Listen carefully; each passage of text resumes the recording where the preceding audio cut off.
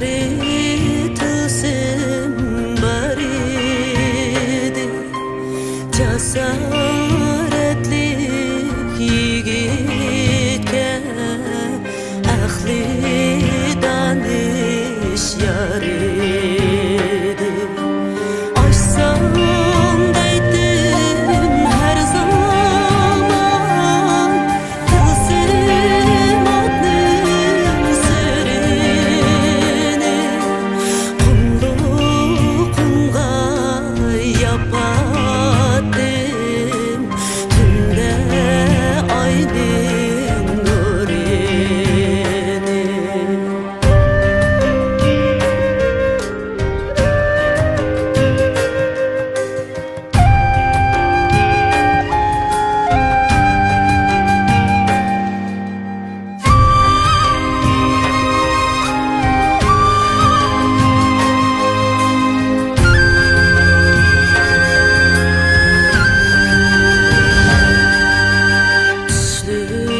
Düşlerinden uygunup evettim yarımga. Hayri hoşdem men kettim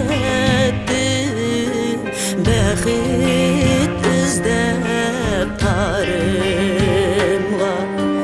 Ancır gülü görünmez, amet kelur körgende.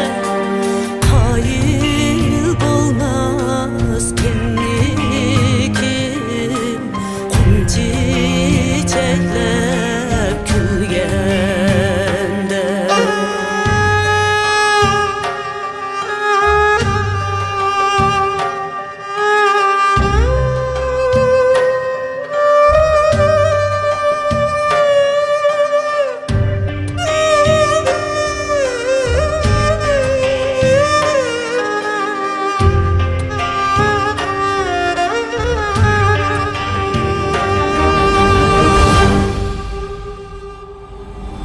Çeksiz ümidinizi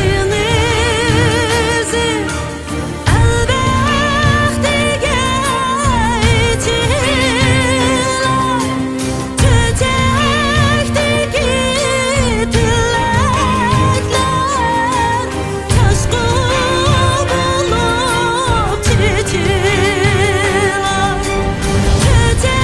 Çiçekdeki tilekler taşqı bulup çiçilar. Çeksiz ümidinizi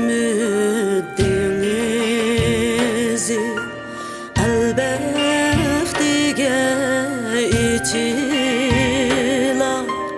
Çiçekdeki tilekler taşqı bulup çiçilar.